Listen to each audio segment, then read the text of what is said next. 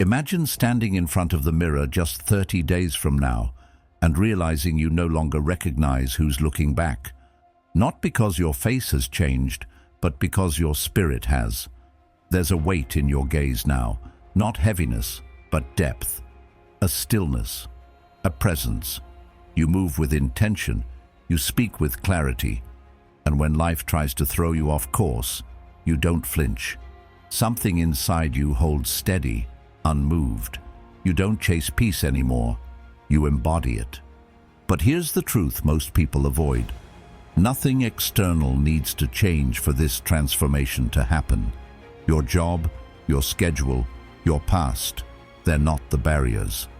What changes is your relationship to them, your training, your discipline, your ability to choose discomfort over ease, silence over noise, clarity over chaos.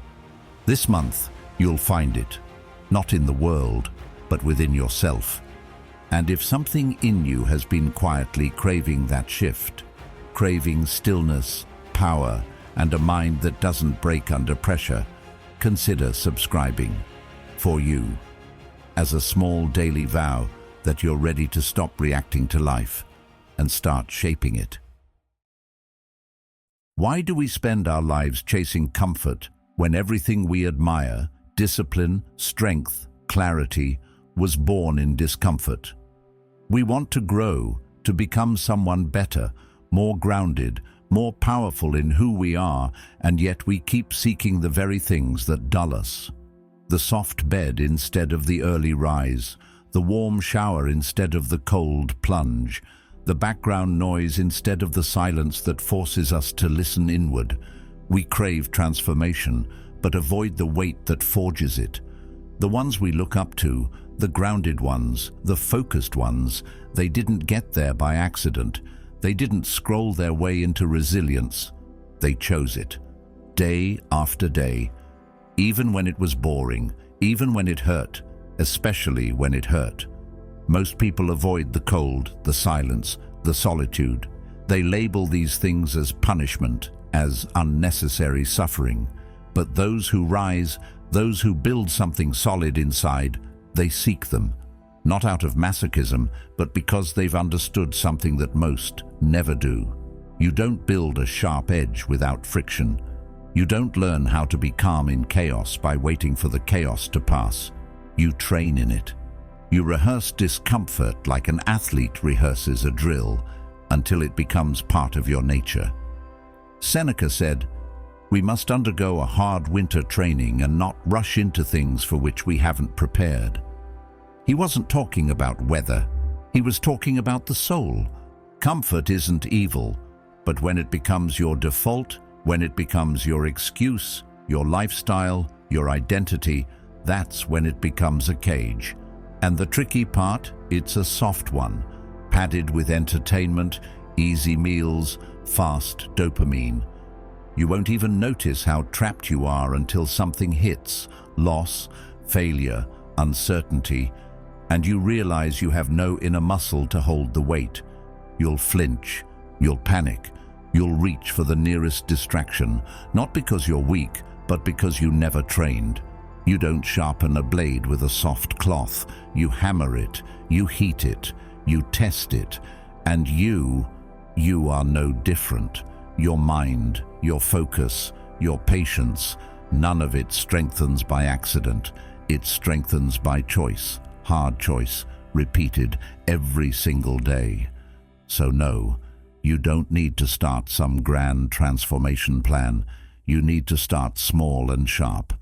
Wake up and do one thing that's hard, that you don't want to do. Not to suffer, but to remember what you're made of. Cold water, empty stomach, solitude, silence. These are not punishments. These are mirrors. They show you what you've been hiding from. That discomfort. It's not the enemy, it's the door. And the only way to walk through it is to actually walk through it.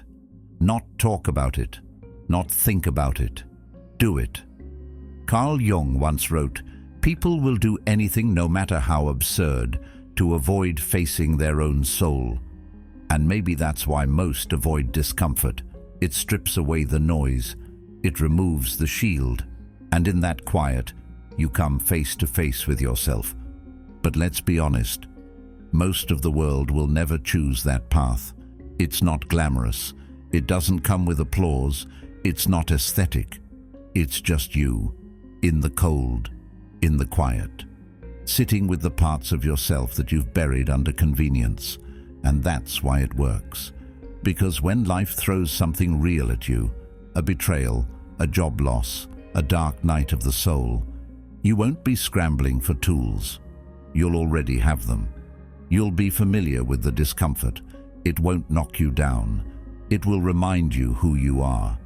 So if you're tired of feeling fragile, if you're sick of starting over every Monday, if something in you knows there's more, don't wait for the motivation.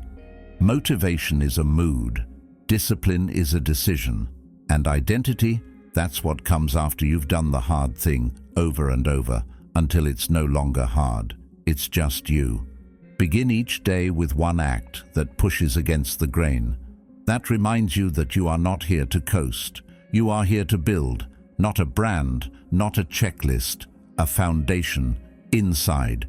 Because the storm is coming, and when it does, you will either be someone who panics or someone who remembers.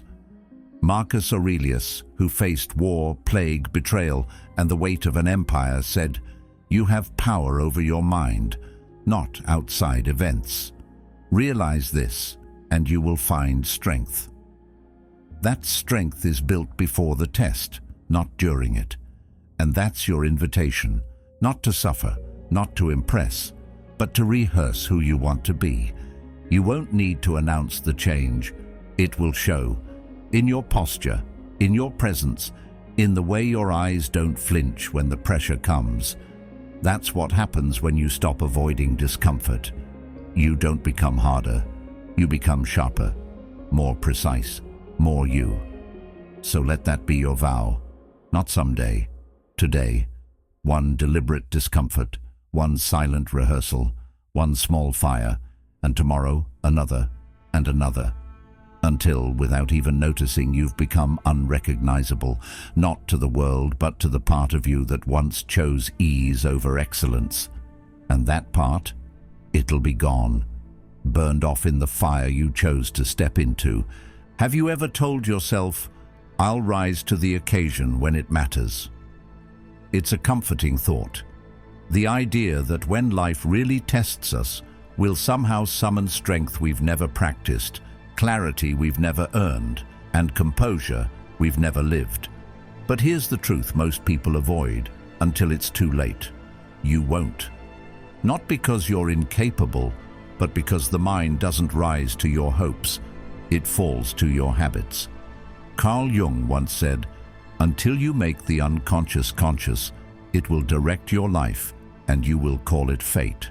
That unconscious, the patterns you repeat when no one's watching, is what you'll default to when life shakes you. And if those patterns are built on comfort, distraction, and avoidance, then pressure won't make you powerful. It will expose your foundation. We love to picture strength as something that appears in the heat of the moment, like a hero stepping into the spotlight. But real strength doesn't shout. It doesn't show off. It's built quietly in the background. It's how you carry yourself when plans fall apart. It's how you breathe when someone pushes your buttons. It's how you stay still when your ego is begging to be heard. These aren't grand acts of courage. They're microscopic decisions made again and again until they become your baseline. The people who seem unshakable, they didn't start there. They trained for it. Day by day, moment by moment. They failed. They got back up. And over time, their stillness became stronger than the storm. The problem is, we think training looks like punishment, like doing more, grinding harder. But training isn't about how much you can force. It's about how often you can choose. Choose silence instead of noise, stillness instead of reaction, awareness instead of impulse. In those small moments, when your phone pings and you don't check it, When someone snaps at you and you don't bite back, that's where it begins. That's the work. Not glamorous, not Instagrammable, but essential. Because when real chaos hits, and eventually it will, you won't rise by magic. You'll lean on the stability you built when things were still. We confuse reaction with strength, but reaction is automatic. It requires no discipline, no awareness, no choice. It's just emotion taking the wheel. Responding, on the other hand, takes training. It takes patience. It requires you to pause, to feel the surge, acknowledge it, and not obey it. And that's not weakness. That's mastery. As Epictetus put it, no man is free who is not master of himself. Freedom doesn't come from saying whatever you feel in the moment. It comes from choosing what aligns with your values, even when your emotions demand otherwise. Start now. Don't wait for a massive test to force your growth. Choose the small, quiet places of resistance today. Practice pausing. Practice letting others be wrong without needing to correct them. Practice walking away from conflict you'd normally run toward. Practice saying less when your ego wants more. These are not losses. They are reps. Mental, emotional, spiritual training that rewires your identity. Over time, you stop performing peace and start embodying it. And this isn't about becoming numb. Stoicism was never about being cold. It's about clarity, about choosing what's worth your energy and what's not, about understanding that your emotions are visitors, not rulers, that you can feel without being controlled. Strength isn't the absence of feeling. It's the ability to hold feeling without collapsing, and that starts with discipline. Not the loud kind, not the kind others can see, the kind that happens in the space between stimulus and response, the kind you practice alone when it's just you and your thoughts. You won't always get it right. You'll snap, you'll stumble, you'll forget. That's part of the path. But the difference is, if you're training, you'll notice, you'll reflect, you'll adjust, and with every act of conscious restraint, every decision to respond instead of react, you build something sturdy, something that won't fall apart just because the world does. That's the strength you want, not the kind that flexes under a spotlight, but the kind that endures when no one is watching. So when the moment comes, and it always does, when someone disrespects you, when life throws a wrench in your plans, when your emotions spike and your mind spins, you won't have to pretend you're grounded. You will be. Not because you got lucky, but because you trained for it. Because you chose to fall, not to your fears, but to your discipline. And from there, you rise. Quietly, powerfully, repeatedly. You know the one I mean. That quiet little voice in your head that says, "I've always been like this." Or worse, "It's too late for me." It doesn't scream. It whispers, calmly, convincingly, like it's looking out for you. But what it's really doing is building a cage made of your past. That story. It isn't truth. It's memory soaked in fear, passed through repetition, dressed up as self-awareness. And the longer you keep telling it, the more it becomes your ceiling. Not because it's real, but because you believed it long enough to stop climbing.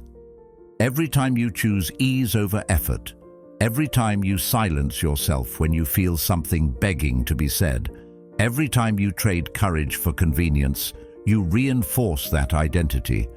Not in a dramatic way, but in those invisible, ordinary moments that quietly shape your life. You start to believe that your limits are facts instead of habits. You convince yourself that you're just not the type of person who can change. But that's a misunderstanding of how identity works. You weren't born with a fixed character. You became who you are through choices, patterns, repetition. And the best part? You can become something else the exact same way. Identity isn't a life sentence. It's a vote. Every act of discipline, every time you do the hard thing you didn't want to do, Every time you keep your word to yourself, even when no one's watching, those are votes. Votes for the person you're becoming, and with enough votes, that new version. It stops being something you're trying to reach. It starts becoming who you are. But here's the part most people miss. Growth doesn't always look like adding. It doesn't always mean stacking on new habits or building a longer routine. Sometimes, real growth is about removal, cutting away the noise, the mindless scrolling, the self-justification, the expectations you never chose. So much of what we think is personality is actually protection, stories we tell ourselves so we don't have to face the truth that we're afraid to change. But being afraid doesn't mean you're incapable, it just means you're human. And fear isn't a stop sign, it's a signal, a place to lean in, not lean away. That version of you that keeps choosing safety over challenge isn't the enemy, it's just outdated, like software that needs to be upgraded, not deleted. The update starts when you stop asking, "What should I do?" and start asking, "What am I no longer willing to carry?" You're not stuck, you're saturated. Your system is overloaded with habits, ideas, voices that don't belong to you anymore. Some never did. And if you want to move forward, it's not about piling on more, it's about clearing the path. That's the part that gets uncomfortable. Letting go of patterns you've leaned on for years. Saying no to the drama you secretly use to feel important. Setting boundaries not just with others, but with your own impulses. It's not glamorous, but it's necessary, because clarity doesn't come from doing more. It comes from subtracting what never served you to begin with. Start by emptying the space. Create a gap between the thought and the reaction. A breath, a pause, a moment where you catch yourself in the act of being the old you and choose something different. Maybe you don't need to respond right now. Maybe you don't need to explain yourself. Maybe silence is the strength you've never tried. And in that silence, something new starts to speak. It's quieter than the noise of your patterns, but it's yours. It's the part of you that's been waiting to be heard, the one who never gave up, even when you did. This isn't about becoming a perfect version of yourself. It's about becoming a real one that isn't built on fear, on defense, on performance, one that isn't shaped by the past, but guided by intention. And that kind of transformation, it's not loud, it's not overnight. It's one small decision at a time.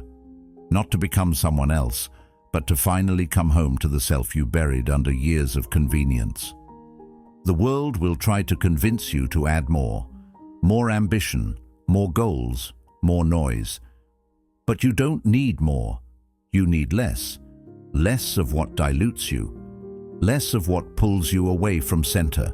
You don't rise by cluttering your life with effort. You rise by becoming lighter, and in that lightness, there's a new kind of strength, not the kind that flexes, but the kind that endures. The kind that says, "I no longer believe that old story." And from that place, everything changes. Because the truth is, the person you want to become, they're already in you. Buried maybe, but not gone. Every time you choose clarity over comfort, presence over autopilot, truth over the old narrative, you dig a little deeper, and one day you look in the mirror and realize you're not who you used to be. You're someone who decided, someone who let go, someone who became, and not because it was easy, but because you were ready to stop pretending you were stuck. You never were. You were just full. Now it's time to empty the space. Let yourself breathe and listen. That's the beginning.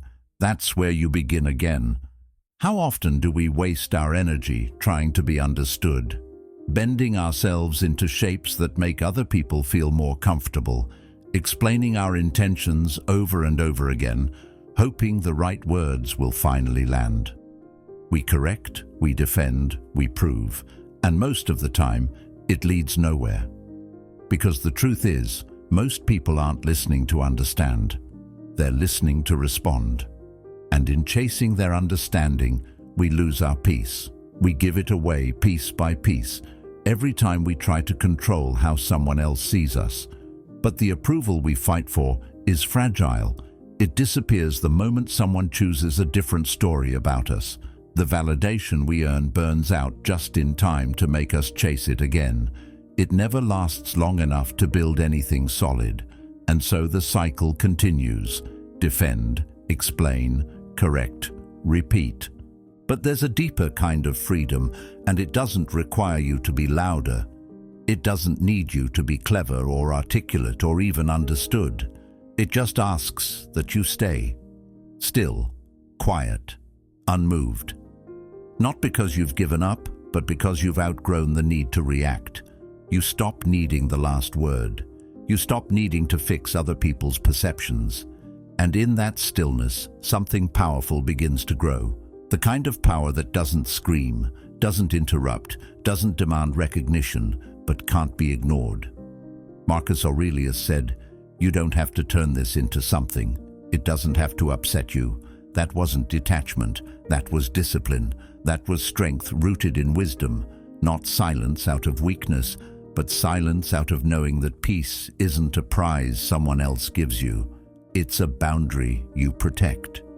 In a world obsessed with opinions, silence becomes a rebellion. When everyone is shouting to be heard, the one who listens becomes magnetic. It unsettles people. They don't know what to do with someone who doesn't flinch, doesn't explain, doesn't scramble to be validated. That confusion, that's how you know the work is working. Because true presence doesn't need applause. It doesn't need to be proven. It simply is. And when you stop engaging in battles that were never yours to win, you reclaim all that wasted energy. You begin to build something inside, still, firm and quiet.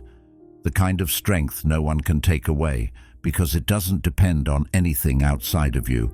Carl Jung once said, "Everything that irritates us about others can lead us to an understanding of ourselves." So next time someone misunderstands you, or judges you, or twists your silence into weakness, pause. Ask yourself, what does this reaction reveal? Not about them, but about you. What part of you still needs approval to feel secure? What wound is still open, still asking to be seen? This isn't about blame, it's about awareness. The more you can sit in that discomfort without reacting, the more you begin to unhook your identity from what other people think. You start to realize that being misunderstood is not a threat. It's an invitation, an opportunity to choose calm over chaos, dignity over drama, purpose over pride. That's not easy. The urge to defend yourself runs deep. We all want to be seen clearly. But here's what most people never learn. Being understood is a luxury, not a requirement. You don't need to win someone over to be grounded. You don't need their agreement to know your worth. And you certainly don't need to justify your peace just because someone else is uncomfortable with it. In fact, the moment you stop explaining, stop performing, stop trying to win, you become unshakable. Because you've rooted yourself in something far stronger than external approval. You've rooted yourself in truth. And truth doesn't chase. It doesn't plead. It simply stands. You want to be unrecognizable in 30 days? Let people be wrong about you. Stop arguing. Stop trying to win every conversation. Let your silence speak for you. Not as a weapon, but as a signal that you are no longer available for noise. Every time you resist the urge to correct, to prove, to explain, you're casting a vote for a new version of yourself. One that is less reactive, one that is more anchored, one that understands that power isn't about dominating a room. It's about not needing the room at all. You don't need to fix what someone else refuses to understand. That's not your job. Your job is to stay steady, to remember who you are, to know that your worth is not on trial every time someone doubts you. That is what Stoicism teaches, not numbness, but clarity. Not indifference, but choice. You choose where your energy goes. You choose what you respond to. You choose whether you spend your life proving yourself or living from the deep, knowing that you have nothing to prove. And over time, that choice becomes who you are. It becomes your default setting. People will notice something has shifted in you. They won't be able to name it, but they'll feel it. There's something different about the way you carry yourself, something calm, something clear, something rare, and that something, that's you, no longer shaped by noise, no longer owned by pride, just here, quiet, unshakable, and finally, free. We chase routines, hacks, and complex systems. We convince ourselves that the next app, the perfect morning schedule, or the optimized plan will finally unlock the version of ourselves we've been waiting to meet. But transformation doesn't begin with adding more.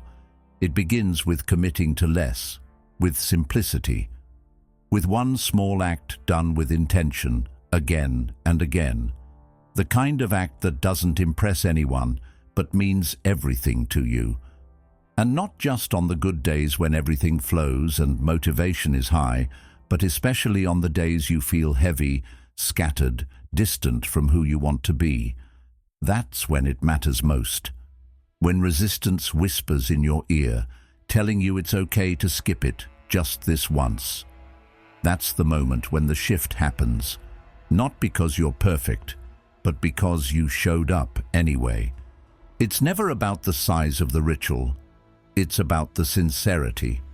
5 minutes of silence in the morning, a cold shower that forces your mind awake, a walk outside without headphones, without distraction, just your footsteps and your thoughts, a single journal entry where you meet yourself honestly. These things aren't glamorous, they won't get you applause, but that's the point. They're not performance, they're alignment. They're small ways of coming home to yourself, of choosing consistency over chaos, of reminding your nervous system that you're not at the mercy of the world every time it shifts. You begin to trust yourself, not because everything is going right, but because you've proven that you'll stay with yourself even when it doesn't. Discipline isn't control.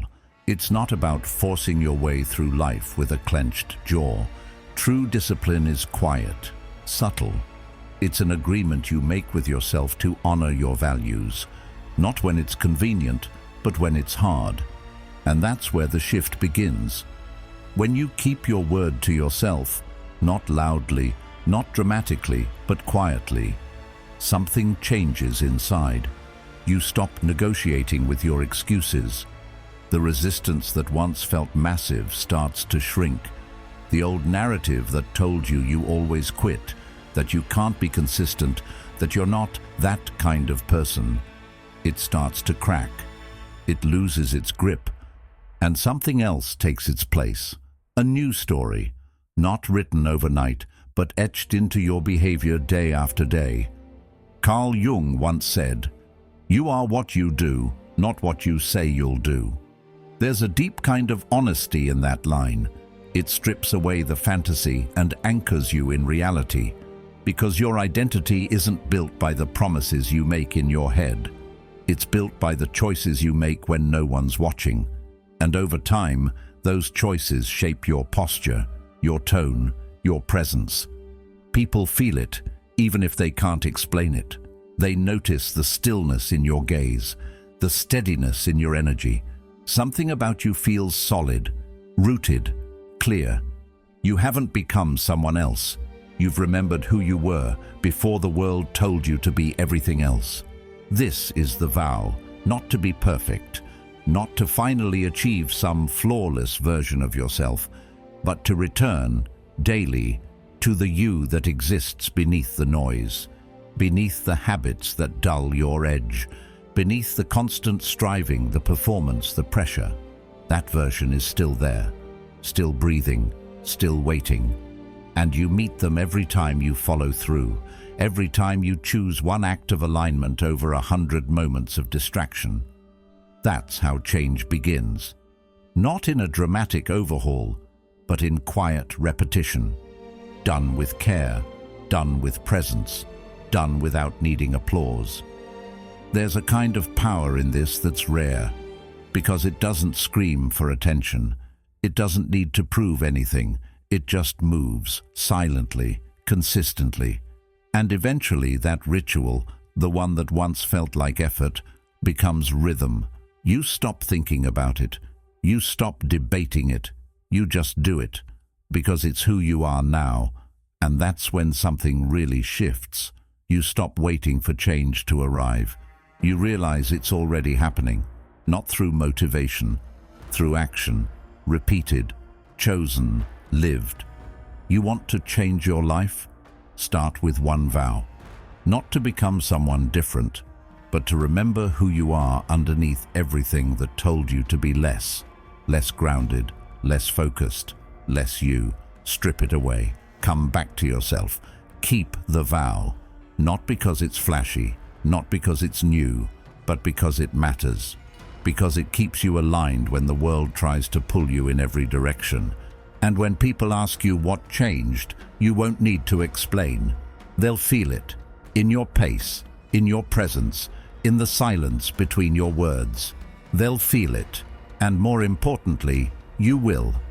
You don't need to chase a new version of yourself. You just need to return to the one that never stopped waiting beneath the noise. One act, one vow, every day. That's how you rise, quietly, steadily, fully. If this spoke to something in you, watch the next video on screen. Keep going. Your transformation has already begun.